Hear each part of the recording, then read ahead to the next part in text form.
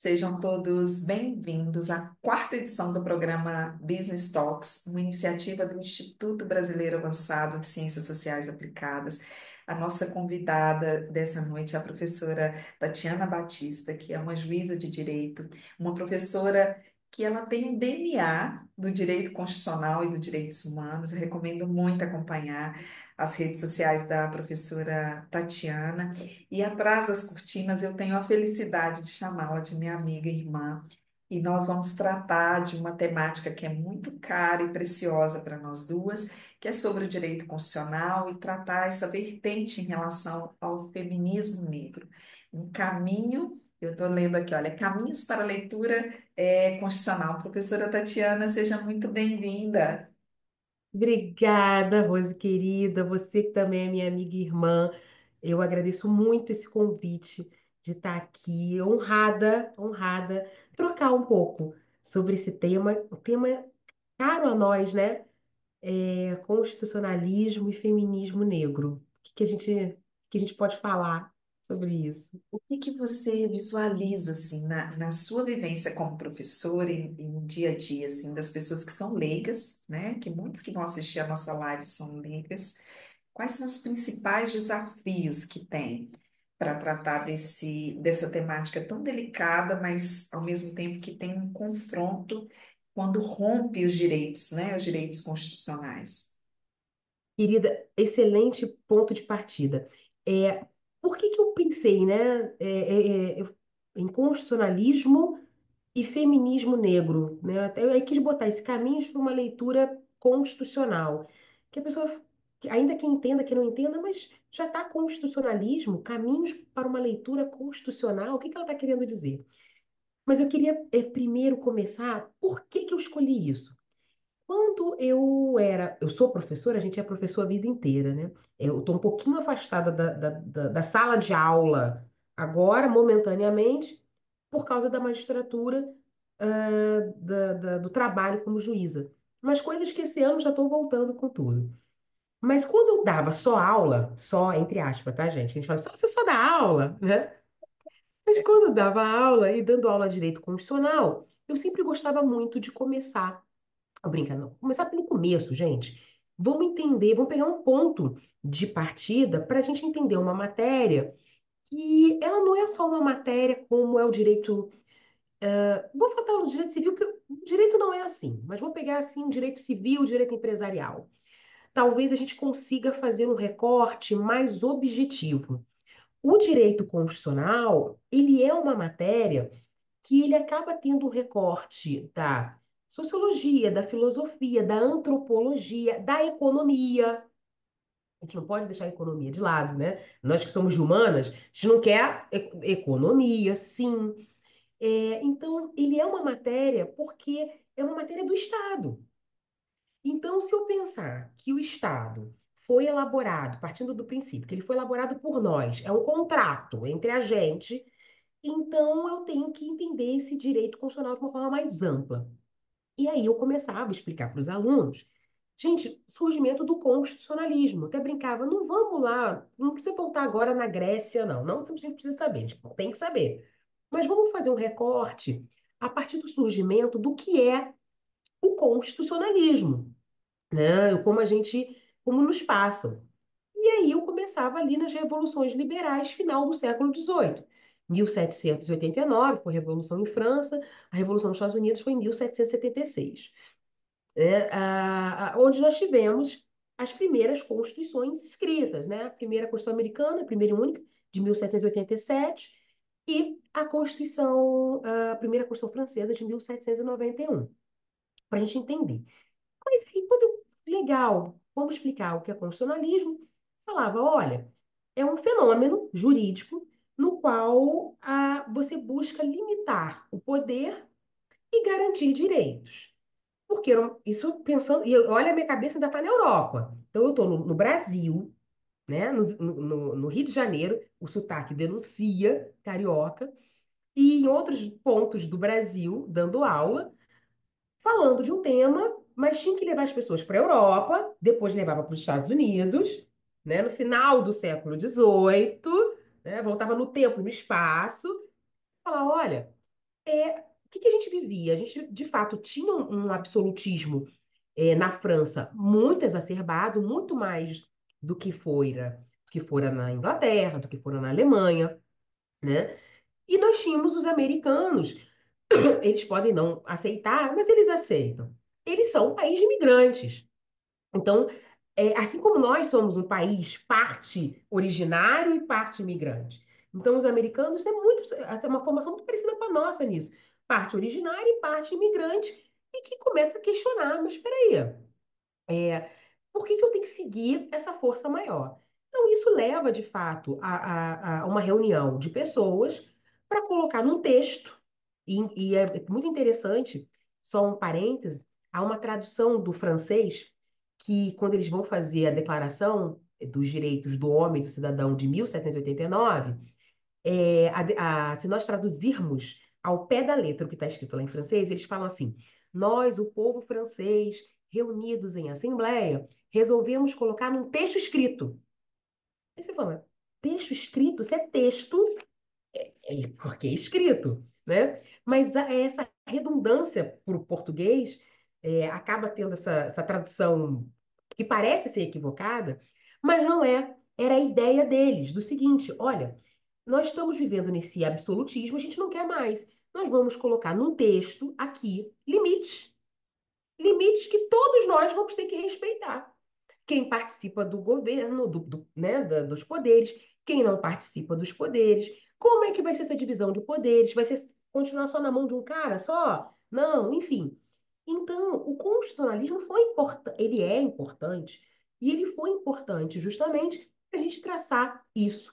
Limites, quem vai exercer o quê e, principalmente, direitos. Garantir direitos. É lindo, Tati, que maravilhoso, eu também acho. Só que eu, como professora, ando falando disso, estudando, que a gente vai estudando, a gente não importa se eu deu aquela aula várias vezes, você vai falando, mas peraí, quem foi que se reuniu em assembleia na França? Quem estava lá? Qual grupo? Ah, homens. Opa. Aí eu já ficava, peraí, mas eu não sou homem. Então eu não tava, não tava. Homens se reuniram. Quais homens se reuniram nos Estados Unidos? Os Estados Unidos, eles têm um nome que são os quatro fundadores, os quatro pais. Não tem mãe, mas é a mulher aqui inserida, só que a gente não sabe o nome dela. Só se Spielberg ou alguém fizer um filme pra gente, tipo, né? É, Nossa, tinha essa gostei. história. Porque se não fizer, a gente não sabe. Nem eles sabem. A mesma coisa com os franceses, né? Joana d'Arc, gente, Joana d'Arc eles já tinha passado, Idade Média foi queimada viva, pra você ter uma ideia. Então foram homens que se reuniram, e que homens? Homens de uma elite, então não era o homem do povo, não era ali qualquer um do povo, né? Brancos, né, brancos, não eram homens negros. Ah, Tati, mas véi, para com isso. Não tinha homem negro na França e nos Estados Unidos. Oh, querido, tinha. Gente, já tinha. Nós tínhamos homens negros em França e tínhamos homens negros americanos, né? Não tinha indígenas americanos, porque poderia ter algum representante, tinha alguns vivos na época, né? Que então foram homens brancos da elite que se reuniram para dizer para a gente quais eram os nossos direitos. Quando a gente não tem ideia disso, nós aceitamos, porque é ótimo. Alguém agora está me dando o direito. Que bom! Então, a minha crítica aqui não é que não deveria ser assim. É que foi assim. Tudo bem, era o retrato de uma época. Mas será que esse retrato dessa época precisa permanecer? Pensa assim. Porque essa é a questão. O que permaneceu foi se mantendo, né? A crítica sempre que eu falo, gente, até quando a gente lê um livro, vê uma novela, eu sou noveleira, adoro, vê uma obra, e eu falo, é importante às vezes colocá-la no tempo e no espaço. Quem a escreveu, que tem pessoas que você vai escrever e você vai falar, não, realmente essa pessoa defendia isso eu não concordo, ok. Outros não, outros eram um retrato do que a gente tinha, né? E a gente vai trazendo mundo atual. Então, como professor, eu falava, como é que eu vou explicar? Em 2000 dou aula desde 2010, ó. Eu tava assim, como é que eu vou explicar agora? 2014, 2015, 2018, 2020, né? 2025. Para umas pessoas, olha, gente, eles queriam garantir esses direitos. Não, queriam garantir esses direitos e garantir é, a manutenção do poder deles. Porque, de outro lado, Rose, como juíza, eu lhe falo, muito mais do que dinheiro, muitas vezes o que a pessoa quer é o poder. E Montesquieu tem uma frase clássica que ele abre o livro do Espírito das Leis, e é verdade, né? É todo aquele que exerce o poder tende a exacerbá-lo. Tá lá, tá no início do livro. E por isso que vai ter a ideia, a propósito, a proposta por ele, que não é original dele, Aristóteles já pensava assim, de uma repartição tricotômica, judiciário, legislativo e executivo. Eu também acho que tem que ter uma repartição tricotômica de poder. Mas eu hoje, enquanto um poder, porque a Constituição diz que o juiz de direito é um poder, mais ainda isso me soa perigoso, porque você fala assim, quem exerce um poder tende a exacerbá-lo. Então, a todo momento que eu estou na figura juíza, isso também está na minha cabeça. Eu não posso exacerbar do meu poder, porque você acaba, você esmaga, aí você não constrói. E a ideia toda do constitucionalismo era o quê? Construção, era garantia de direitos, né? Então, quando eu penso esse constitucionalismo inicial, ótimo. Ele vai se desenvolver? Ele se desenvolve. Ele não ficou nisso. Ah, Tati, mas ele se desenvolveu. Não, se desenvolve. Então vamos ver como é que ele se desenvolveu? Tá bom, vamos entrar no século XIX. Eu digo que se o século XIX fosse uma rede social, seria o TikTok. Eu não tenho TikTok, mas eu acompanho as crianças, o povo mais jovem, né? Até os amigos mais jovens que tem. Sei que cada semana ou cada dia tem uma moda nova. Tem, exatamente. Eu também não tenho, mas eu sei que funciona assim. E as Funciona dancinhas, assim, e as né? dancinhas, né, no momento. Dancinha. Outro dia, doutora, a senhora quer fazer a trend? Eu falei, que trend? Trança? Não, trend. Não faz um trend. Então, se o século XIX fosse, seria o século XIX. Por quê? Porque 100 anos em que muita coisa mudou. Foram muitas mudanças para nós, brasileiros, para os europeus e para os americanos. A gente teve revolução de tudo, revolução religiosa, industrial, social, o desenvolvimento das cidades, desenvolvimento de filosofias econômicas, como o capitalismo, como o socialismo, por exemplo. Tá tudo ali, né? O século XIX ele é um caldeirão em ebulição. E ele entra em ebulição e explode no século XX, né? Vai eclodir lá na Primeira Grande Guerra Mundial. Então, muita coisa mudou. Mas mudou quem falava? Não mudou quem falava. Mudou a participação feminina? Eu não estou nem falando de participação feminina negra, não. Feminina, mulher. Não. Mas nós sabemos que no século XIX diversas mulheres morreram, lutaram para terem voz. E a gente também só fica sabendo de livro ou algum filme produzido por elas, né? Para elas, na verdade. Então, a gente tem ali a ideia de você olhar o direito, que o direito é feito para a sociedade, não existe direito sem sociedade, é Sim, umbilicalmente ligado. O que adianta ter uma regra se não tem ninguém para seguir, né? Você vê o direito sendo produzido, e ele é até hoje, por homens e para homens, né? E com objetivos masculinos. E a mulher? Quando é que ela vai falar? Como é que ela vai falar? E então, por mais que tenha essa mudança, o século XIX nisso não se atém. E nós no Brasil, né? Nós. Ó, a nossa primeira Constituição é de 1824. E eu gosto que as pessoas estudem história brasileira, se apaixonem pelo Brasil, porque é um país apaixonante. Mas ele tem muitos problemas. Gente, bem-vindo. Todo país tem. Mas esse aqui é o nosso e a gente vai ter que resolver. De alguma forma, a gente vai ter que ou deixar um legado ou resolver o que dá para resolver. Então, quando a gente estuda a nossa história, incrível, porque é um país realmente que conseguiu estar de pé hoje. Eu falo, meu Deus do céu. Bem em 1808, quando a coroa portuguesa vem para o Brasil nunca foi uma colônia típica, não.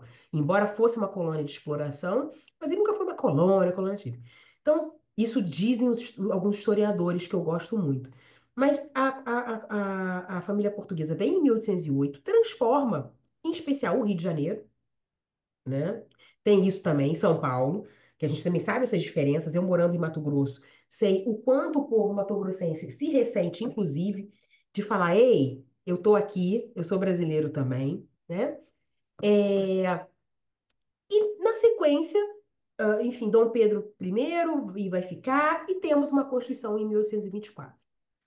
E essa Constituição de 1824 é importante, porque não tem como a gente entender a história brasileira sem entender a história das constituições e vice-versa. É onde eu vou chegar na ideia do feminismo. Porque essa Constituição, Pedro encomendou o que havia de mais moderno no direito constitucional naquela época.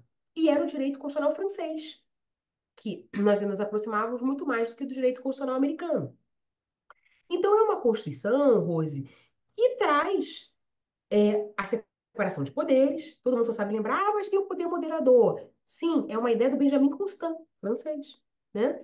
Só foi desvirtuada aqui, mas teve a ideia do poder moderador. E traz direitos fundamentais. Não, sim, a Constituição foi a nossa Constituição que mais vigeu, é a Constituição monárquica. Ela foi de 1824 a 1891. Olha o tempão dessa Constituição. Ela tem direitos fundamentais? Tem. No final dela, no final da Constituição. E ela tem o primeiro artigo, que é igualzinho da Declaração Universal dos Direitos do Homem, e do Cidadão, em 1789. Todo homem nasce livre. E tá lá. E estava errado? Não. Todo homem nascia livre, branco e que pertencesse às elites. Porque em 1824 a gente tem aqui a escravidão brasileira, que ainda vai atingir o seu auge, por mais que tivéssemos diversas leis proibindo o tráfico negreiro, depois com relação à lei do sexagenário, a lei do ventre livre, até chegar à lei áurea, vamos colocar assim.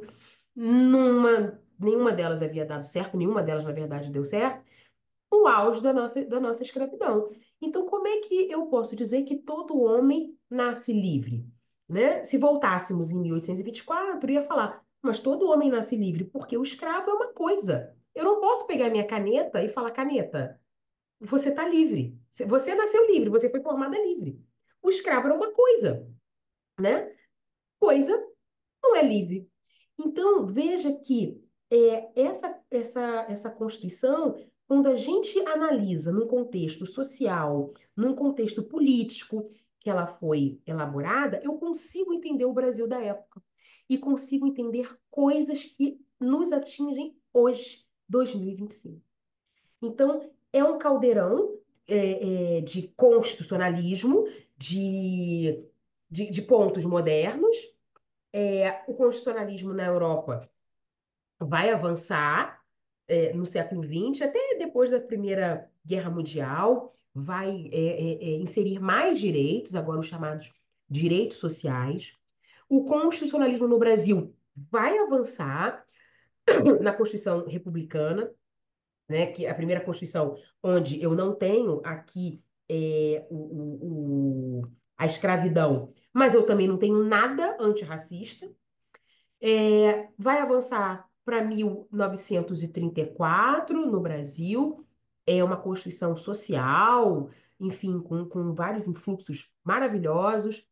Vai entrar na Era de Terror, que é a Constituição de 37, a Constituição de uma ditadura, de uma das ditaduras que nós tivemos, a ditadura Vargas. Depois, vem para uma Constituição de 46, de uma primeira tentativa de redemocratização do Brasil.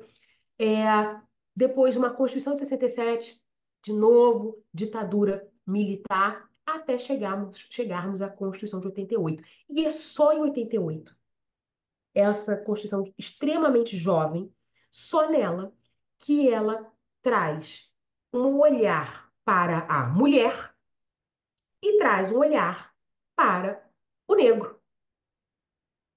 né? Porque não tem como.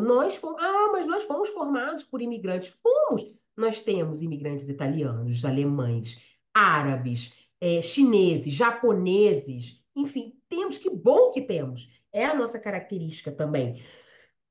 Mas nós não podemos esquecer que a base, que a escravidão no Brasil, ela foi não só uma base econômica do Brasil, ela foi uma base econômica, ela foi uma base estrutural, uma base social do Brasil, né? Eu não posso pensar na escravidão, eu não sou só eu falando isso, é de Jamila Ribeiro, Adilson José Moreira, por eles, né? Trago eles aqui para a nossa conversa, né? Eles explicam isso, falam, olha, não, a escravidão é uma questão social, né? Porque você tem um ser humano tratado como coisa, sem direito. É uma questão econômica, na verdade, né? Alguns vão falar. É econômica, mas é social também. É econômica porque utilizava a mão de obra escravocrata, né? Escravista, seja primeiro no Nordeste, na cana-de-açúcar, depois no café, no ouro em Minas. Sim, é uma questão econômica, mas é uma questão social. Por quê? Porque aquelas pessoas não tinham direito a participar da sociedade, não tinham direito a uma cidadania. A sua cidadania era parte, né?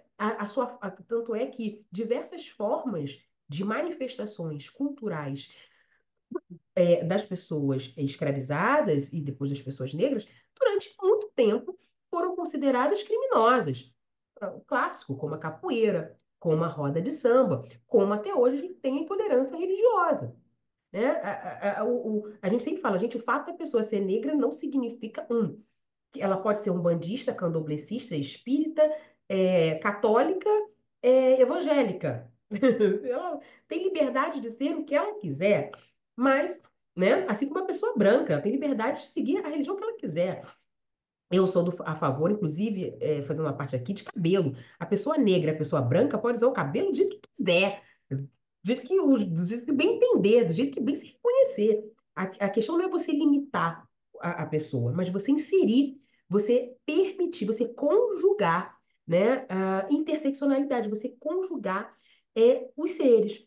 E a nossa estrutura constitucional, falando do constitucionalismo, ela, até 88, não nos conjugava. Não conjugavam as mulheres e não conjugavam os negros, homens e mulheres. Assim como não conjugava, e a gente luta todo dia para que conjugue, as pessoas LGBTQIAPN+. Não é, o constitucionalismo não era para isso. Aí você fala, não, Tati, mas será que o constitucionalismo tem que se preocupar com isso? Tem. Porque volta no início da nossa conversa, se o constitucionalismo existe para limitar poder e garantir direitos, eu preciso garantir direitos para todos. Não é esse o discurso que as pessoas falam? Não, tem que garantir para todos. Só que nós sabemos que não estamos todos no mesmo patamar. Não partimos todos do mesmo ponto. Não é só sentar e estudar. Não é só força de vontade. É diferente. A prática, seja no direito, nos faz ver que nós não somos todos iguais, nunca seremos todos iguais.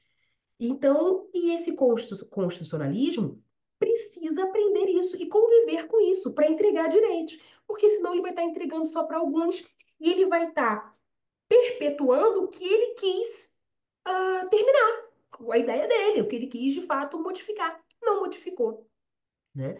Então, só em 88, eu brinco que eu sou de humanas, vou até fazer a conta aqui, ó, 2025 menos 1988. 37 anos, para não errar, né? 37 anos, eu me lembro, eu sou de 81, eu me lembro, inclusive, da proclamação da Constituição, de ver na casa onde eu morava, em Campo Grande, bairro do Rio de Janeiro, zona oeste do Rio de Janeiro, o Jornal Nacional, eu sempre fui muito fã de jornal, eu queria ser jornalista, né? Eu brinco, sempre falo conto essa história. Eu queria substituir Glória Maria, uma pessoa que tem sonhos muito simples, né? Muito humildes. impossível substituir a Glória. Uma excelente referência, né? Era a minha referência, Sim. porque a Glória era a única pessoa negra que eu via. Cara, ela rompeu uma barreira. Eu não sabia disso, mas na minha cabeça, né, eu não conseguia verbalizar isso. Então, ela falou que lembro de 88 para fazer o recorte da Constituição, e eu falei assim, Rose, eu venho de uma família feminina, negra feminina, né? Ser minha mãe, a minha avó, eu, o meu primo, pequenininho mais novo que eu, uma tia minha que morava com a gente, uma outra tia que morava eventualmente. Então, a gente cresce numa estrutura, feminista, né? Foi a estrutura que eu cresci, matriarcal, e precisando, se posicionar enquanto mulheres negras. E aquelas mulheres que me criaram, elas não tiveram letramento racial, que nós negros precisamos ter também, né? Elas não tiveram, mas mesmo assim dão orientações que até hoje, infelizmente, a gente tem que dar para as pessoas negras e para a criança. Olha, se alguém chamar na rua, não corre, não usa a mochila para trás. Se a polícia estiver aqui perto, parar, senhor policial, quero colaborar, ajuda. Eu aprendi isso, né? Porque era comum, quem mora em algumas regiões do Rio de Janeiro sabe, é comum a polícia estar ali. E você, mulher, ainda a questão da sexualização do corpo, da mulata, né? Para que serve o corpo da mulher negra, né? A mulher negra ela não é vista como uma mulher para um casamento, né? Mas ela é vista naquela ideia de um fetiche, né, do corpo da mulata. Ah, mas você sabe sambar, né? Então, eu sempre brinco, olha, eu sei as duas coisas. Eu sei sambar e eu gosto de bar. Então, as pessoas, eu falei assim, as pessoas, né, não entendem. Eu falei, eu também gosto de bar.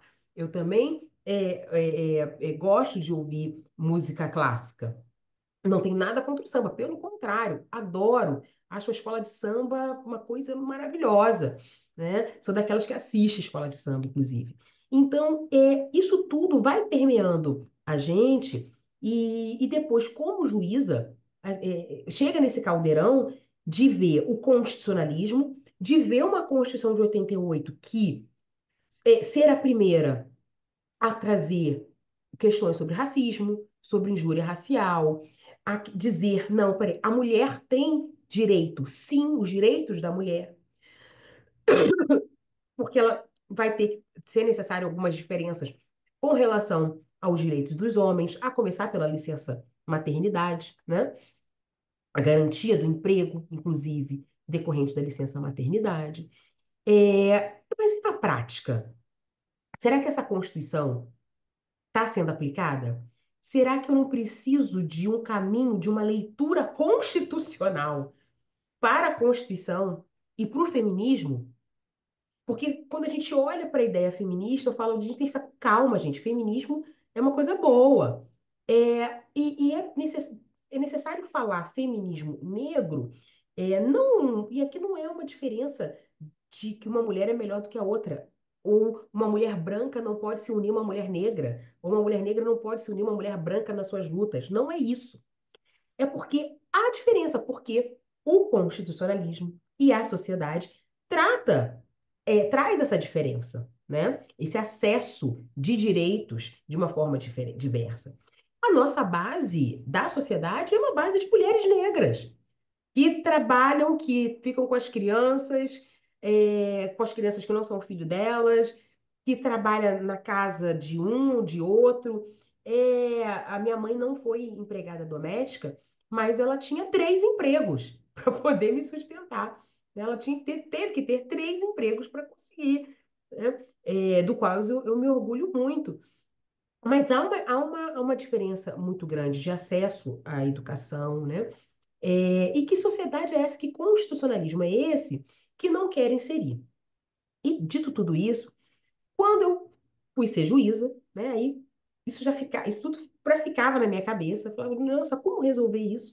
Mas será que isso não é tão conversa, utópico, aquela conversa de bar, né? que a gente brinca lá no Rio. Mas aí, quando eu vim ser juíza aqui nessa cidade, em Mato Grosso, que já é um estado muito diferente do Rio de Janeiro, centro-oeste do Brasil, né? A gente está aqui no coração do Brasil mesmo, ali. É, e mais numa cidade, curiosamente, quilombola. Então, além de quilombos que nós temos quilombo no Rio, temos quilombo no sul do país, temos quilombos em Maceió, né, Palmares, na Bahia, no Nordeste, em outras áreas do Nordeste, nós temos quilombo no Centro-Oeste, em Mato Grosso, na cidade onde eu moro, Vila Bela da Santíssima Trindade, quilombo esse, aqui são 4 quilombos, e um quilombo tem uma organização do século 17, foi a primeira, então eu estou falando de 1600 e alguma coisa, e depois no século 18, é uma organização por uma mulher, Teresa de Benguela. O marido dela era o chefe do quilombo, ele era conhecido como Piolho, alguma coisa assim, ele morre, e a Teresa de Benguela que assume esse quilombo. É uma mulher de uma história fantástica, que já foi inclusive enredo de samba enredo. Recentemente parece que vai ter um filme sobre ela. E a Teresa, ela é muito viva na cidade até hoje, porque o estado de Mato Grosso não é um estado eminentemente de pessoas negras. E tá tudo bem, é a nossa característica, né? Tem pessoas de origem indígena, vem muitas pessoas do Paraná, de Santa Catarina, mas Vila Bela da Santíssima Cidade é uma cidade negra, né? E uma cidade mãe, uma cidade matriarcal, é uma sociedade matriarcal e negra por causa dos quilombos. E é muito curioso porque eles nunca viram uma juíza negra. E não tem mesmo, porque nós somos ao todo em torno quase 19 mil juízes, contando com os ministros, né? No Brasil, nós somos quase 19 mil ministros.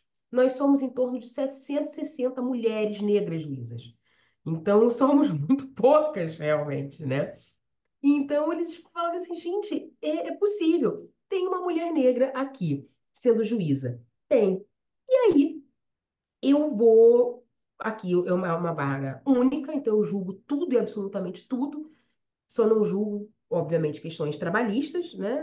Vai na Justiça do Trabalho, e questões da Justiça Federal, mas eu tenho competência previdenciária. Então, as ações previdenciárias sou eu que julgo. E aí, quando eu fui analisar um caso, já tem sentença, então eu posso falar, de uma mulher negra de quase 70 anos, 65, 66 anos, e que ela queria aposentadoria rural. Ela dizia que foi trabalhadora rural. E a gente já traz um recorte. É a Constituição de 88, é a primeira Constituição a reconhecer o trabalhador rural e a equiparar vários direitos sociais do trabalhador urbano para o rural. Lembra? Constitucionalismo na entrega de direitos? Constitucionalismo é entrega de direitos. Direitos fundamentais, direitos sociais é uma espécie de direito fundamental.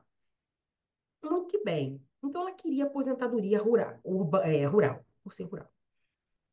E hoje em dia, o INSS, administrativamente, você consegue isso. Mas ela não conseguiu. E um dos motivos que ela não conseguiu, e o INSS briga até hoje nisso, é que ela não consegue provar, que ela mora onde ela mora, que ela trabalhou como rural, ela provou com testemunhas, né? Toda uma vida dela. Ela não casou, e ela trabalha, de fato, como rural. E por que que ela não tem uma prova documental? Porque ela mora numa área quilombola, ainda falta, depende de reconhecimento quilombola, mas existe um terreno, o direito civil agora, existe uma propriedade privada daquele terreno, entregue para um senhor, o avô dela. O avô dela é o proprietário daquele grupo, daquele terreno ali faz parte do terreno onde ela mora, né? Ela nasceu, a mãe, enfim, o avô dela foi pai da mãe dela. A mãe dela também não teve maiores documentos, só uma documentação. Ela nasceu, tem documento, identidade, CPF e tal. Mas não consegue ter nenhum documento no qual ela tem uma conta de energia em nome dela, em conta de internet. É o que é usando uma internet naquela área que, gente, pelo amor de Deus, né? Internet, energia, a gente tem em áreas quilombolas, por favor. Ela não consegue, porque tudo é em nome do avô. E a sociedade se constituiu para que, como o avô já morreu, o filho mais velho do avô e o neto mais velho do avô, que já está na terceira geração, que é a geração dela, ele que organiza tudo, ele toma conta de tudo. Então, as compras no mercado, para você ter uma ideia, são feitas em nome do primo dela. E aí, o que ela trabalha na lavoura, o que que ela produz? Ela produz para ela, a sobra ela vende no mercado, verdura, legume, galinha, ovo. Então, ela tem uma renda, ainda que baixa, e aí ela paga para esse primo um rateio da internet, da luz, do mercado, porque tudo é dele. Tudo é feito a partir dele. Ela não tem crédito, ela não tem conta no banco. Ela não tem comprovante de residência, Nossa. né? Ela não tem. E isso me chamou muito a atenção. Óbvio que primeiro que tem uma questão da área quilombola que tem que ser regulamentada pela União, obviamente, mas exige do julgador, né, um olhar interseccional, de fato que você está vendo, constitucional e interseccional. Porque vamos pegar o feminismo. Então, o feminismo vai trazer para a gente que a mulher, como direito, como sujeito de direitos. Então, como feminista, ela não é sujeito de direitos. Eu não posso desconsiderar que eu estou falando de uma senhora negra, quilombola, ainda tem outra essa interseccionalidade, de uma senhora negra, que menos ainda possui acesso a bens da sociedade, para que ela possa exercer uma cidadania. Diferente, eu tenho aqui, nós temos, obviamente que eu comparei, nós temos outras mulheres também que trabalham, são trabalhadoras rurais, brancas, tá? Algumas conseguiram a sua aposentadoria, outras não conseguiram, ingressaram com ação, e estão aí já com seu benefício social, com seu direito social, que a Previdência Social é um direito social, né? Muitas, mas elas provaram que elas têm um documento, tá, de pelo menos residência. Nem todas, por quê? Algumas moram em fazenda, porque o marido trabalha numa fazenda. Então, a fazenda não é dela, a fazenda não é do marido, né? A fazenda é de uma outra pessoa, de um terceiro. E o INSS considerou isso como prova, esse testemunho como prova. Por que que não considerou, né, dessa senhora, no caso, ela e a irmã dela, não considerou no caso dessa senhora, né, dessas duas senhoras, que existe aqui uma necessidade de um recorte, de um caminho constitucional, de você ter uma leitura feminista e negra, de perceber que nem toda mulher negra está no mesmo patamar. Eu sou uma mulher negra, mas eu não estou no mesmo patamar que essa senhora, nem economicamente, nem socialmente. Mas outras mulheres estarão acima, né? Infelizmente, muitas abaixo. Então, dar uma decisão, se dar uma decisão judicial é da justiça do caso concreto, né? E fazer justiça é dar exatamente a cada um que é seu, não direi eu, né? Dirão os filósofos mais clássicos, não analisar colocar uma venda sem considerar essa interseccionalidade, né? O conceito da Kimberly Crenshaw, maravilhosa, que trouxe essa questão da interseccionalidade, e ela pode ser usada em vários recortes, né? De modo a você reduzir uma desigualdade social, uma desigualdade racial e produzir uma justiça social efetiva, que é que a Constituição nos impõe, não serve de nada, né? Você tá ali brincando, talvez, de julgar. Eu não estou querendo fazer uma crítica a um ou outro juiz, não é isso. Mas é porque não só no lugar de professora me incomoda hoje ter que só ficar naquele constitucionalismo bonitinho, masculino, branco, né? Eu brinco que se diz heterossexual, do século XVIII, por exemplo. Ah, mas você pode atualizar para o século XIX, pode atualizar para o século XX, pode atualizar para o século XXI, porque o constitucionalismo é um conceito em evolução. Alguns vão chamar de neoconstitucionalismo, outros vão chamar de constitucionalismo contemporâneo. Não tem problema, o nome aqui é o menor das questões, mas não trazer esse constitucionalismo, primeiro, para um olhar feminino.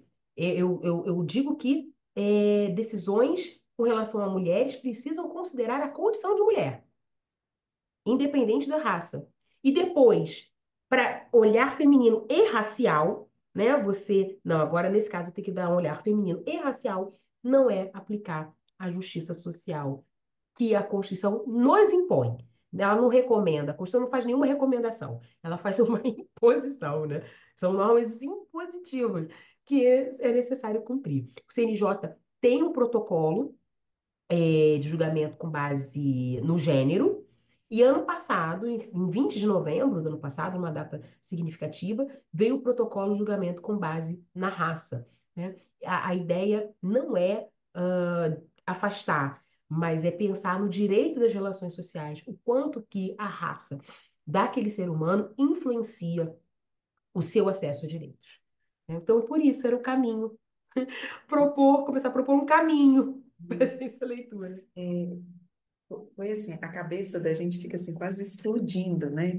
Porque uma linha do tempo de fatos históricos tão importantes, tão robustos, e você, com toda a sua nobreza e delicadeza, mesmo para aqueles que não estão na nossa área, ficou muito claro a exposição de motivos, né? Você ali com muita autoridade em relação ao tema, fez esse resgate, mas como repensar? E eu fiquei, enquanto você foi falando, olha, eu fiquei anotando, aprendendo com você.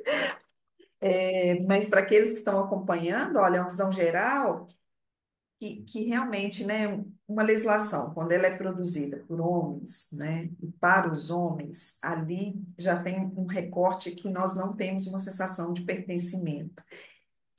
E da Constituição de 88, que você trata, olha, da inclusão em relação às mulheres e os negros, nós começamos a ter realmente um olhar diferenciado. E de lá para cá, muita coisa mudou, nós temos algumas conquistas. Mas nós temos pessoas também que ainda estão na contramão. O primeiro que eu tenho dificuldade de entender, assim, de uma forma muito transparente, é como o ser humano vê o outro, né? E de alguma forma as diferenças viram uma exclusão, sabe? De escolha de bandeiras, assim, Sim, eu não consigo, eu fico tão fora do tom que eu não consigo sim. nem argumentar, sabe? Porque Não, não consigo também. é tão mesquinho, tão pequenininho isso, sabe? Que aí eu já pulo essa etapa. Eu tenho no escritório hoje a possibilidade de abraçar a Tati, que é uma xará sua. Ela cuida com tanta generosidade e carinho, assim, do meu dia a dia. A segunda formação dela é a área jurídica, ela é uma bibliotecária, e é uma bibliotecária brilhante. Hoje, sempre que ela tem uma janelinha de oportunidade, eu fico próximo a ela. Então, amanhã, por exemplo, eu vou fazer algumas emissões, ela vai ficar pertinho, e meu dia fica mais colorido quando eu estou perto dela. Mas eu me lembro como se fosse hoje, quando ela foi participar da entrevista, eu fui contratá-la, ela entrou como estagiária, e ela conversando comigo, ela falou assim, professora, eu estou com muita dificuldade em encontrar um estágio. E ela trouxe uma pasta, assim, uma pasta grossa, ela tinha feito vários cursos, de extensão, uma dedicação em relação ao currículo brilhante, sabe? Aí ela começou a comentar pela idade, que ela tinha mais de 40 anos, a dificuldade em relação a ser negra e estar fora do padrão de estética. Uhum. Disse, mas onde isso está no seu currículo e o que você pode somar? Assim, para mim, não fazia sentido nenhum. E ela falando tudo aquilo e eu tentando digerir, quando eu respondi para ela, eu respondi da seguinte forma: que sorte a minha ter te encontrado, não é? Que E sorte a ninguém, minha, não e é? você não foi. Que sorte, venha pra cá. Exato, e de lá para cá eu nunca mais perdi de vista. E a doutora Úrsula, que é uma advogada também brilhante, advogada júnior, que atua no meu núcleo, tem ainda muita dificuldade de entrada em relação a algumas áreas, na nossa área jurídica, e lá no escritório eu coordeno o núcleo de direito privado, e ela queria muito direito bancário, e motivada com direito bancário. Falei assim, então é esse o caminho que nós vamos seguir, é por esse caminho. E um dia, conversando com as minhas meninas, tanto a Tati como a Úrsula, e eu fiz essa pergunta para elas: se elas têm dificuldade atualmente ainda, sabe, em transitar, como as coisas acontecem, e elas me contaram alguns casos que fica tão fora do nosso tempo, semelhante ao que você comentou agora, parece quase que são fatos históricos. E nós tivemos um escândalo que foi midiático agora nos últimos dias em relação a uma petição, que eu comecei a ler a matéria e eu não consegui digerir aquilo, sabe? Eu distanciei de mim, não é? Foi difícil. Não foi difícil aquilo? Nossa, É assim, tá muito fora do tom. E a Flor de Lis é a minha bichinha de estimação, porque na pandemia tiveram vários abandonos de bichinhos de estimação, dos animais domésticos, vários. E eu adotei a Flor de Lis para ser irmã do Coragem, que já era meu há algum tempo. E quando eu fui na ONG para escolher a que eu adotar, primeiro eu queria uma menina. Então, a Flor de Lis, ela foi planejada. E quando eles chegaram com as opções assim de adoção, a Flor de Lis me chamou muita atenção. Primeiro que ela ficou quietinha no canto, ela tinha sofrido maus tratos, por 2 vezes ela tinha sido devolvida, ela estava com dificuldade de adoção pela cor dela, porque ela é negra. olha. Eu não consegui entender aquilo, sabe? Até nos bichinhos de estimação. Então, assim, é muito para ressaltar com o pincel fluorescente e te aplaudir de pé essa brilhante aula que você deu para todos nós. Esse tema ele não pode ser esgotado, que a gente tenha a oportunidade de conversar outras e outras vezes, quase como um fim pedagógico, não é? Para levar a informação, porque vai chegar uma hora, Tati, minha irmã, que isso tem que parar. Tem, tem. E eu falo, gente, eu acho que é sempre pela união, né? Eu participo de um grupo na Emerge ainda, que é de antidiscriminatório, mas muito voltado para uma antidiscriminação sexual. E eu falo, mas você não precisa ser gay, você não precisa ser lésbica para você defender o direito do seu irmão que está do seu lado, né? Você não precisa ser negro para defender aquele direito. É uma questão de humanidade, além de tudo isso, de reconhecer, o direito precisa dessa empatia, né? Então, nós precisamos de todas juntas, né, das mulheres juntas, e que as mulheres cada vez mais percebam, é verdade. Não, comigo, e é até bom porque traz depoimentos. E, Tati, eu não tive essa dificuldade. Eu falo, eu tive. Eu passo sempre. Hoje mesmo eu atendi o telefone na vara, mas foi um telefone, e aí o advogado achou engraçado porque eu queria falar com o juiz, eu queria despachar com ele, eu acabei de protocolar uma liminar. Eu falei, pois não, senhor, meu nome é Tatiana, eu só falo o número do seu processo. Aí ele falou o número do processo, eu falei, olha, eu sou a juíza e só não vou analisar hoje, eu vou analisar final de semana. E aí o senhor vai ter a sua resposta. E aí, engraçado que ele falou assim, mas você é juíza, você atendeu o telefone? Tipo assim, Eu falei assim, sou juíza e eu atendo o telefone. Ele não me viu, obviamente, ele não sabe como eu sou. Alguns chegam presencialmente e não sabe. que todo mundo sabe, né? Não, essa aqui é uma vara, agora tem uma juíza negra lá. Mas alguns chegam e não sabem e olham com desconfiança. É, a pergunta clássica. Eu queria falar com a doutora. Aí eu falei, sou eu, pode falar. Então vem aquela assim, como assim, né? E outros que não aceitam mesmo. Infelizmente, eu falo, gente, eu fui advogada, eu luto tanto pelo bom atendimento ao advogado, né? É tão difícil advogado no Brasil. E o advogado, ele tem uma missão importantíssima, pelo menos para mim, juíza, importantíssima. Quando ele vem despachar, ele fala, eu falo, ai, graças a Deus, ele explicou aqui melhor do que qualquer. Ele sabe melhor, muito melhor do que eu, o caso, né? Eu tenho quase 4.000 processos, é aquele caso dele, ele conhece, né? Então, ouvir os advogados das duas partes, para mim, é fundamental, muitas vezes. Então, às vezes, quando você vê um advogado que está incomodado por você ser mulher, né? E por você ser negra, então você fica assim, isso tem que acabar um dia. Então a gente tem que, é chato, mas tem que continuar falando, falando, estudando e aprofundando e vendo os casos concretos, né? E do outro lado, a magistratura precisa ter esse olhar para poder julgar, de fato, de acordo com o protocolo, com gênero e raça.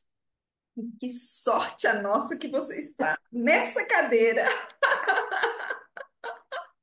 Tem um peso, e mas da a gente sua vai. comarca. Eles devem olhar para você assim, os olhos deles devem brilhar, não é? Sim. Eles vão assim, a gente vai se ajustando. Uma hora vai ficar direitinho. É Muito isso, meu bem. obrigada pela sua generosidade, a sua sabedoria, o seu fino trato, o seu tempo, por você conseguir, inclusive, me abraçar num momento tão sensível da minha vida em relação ao luto. E eu sentia que você sempre estava ali, como minha amiga e irmã que sempre foi. Muito obrigada. Vou abraçar presencialmente. Eu falo assim, ó, estamos aqui juntos, mas tô a um WhatsApp de distância. Amém. Isso foi Tá bom, mágico. que eu Muito adorei. obrigada. Obrigada.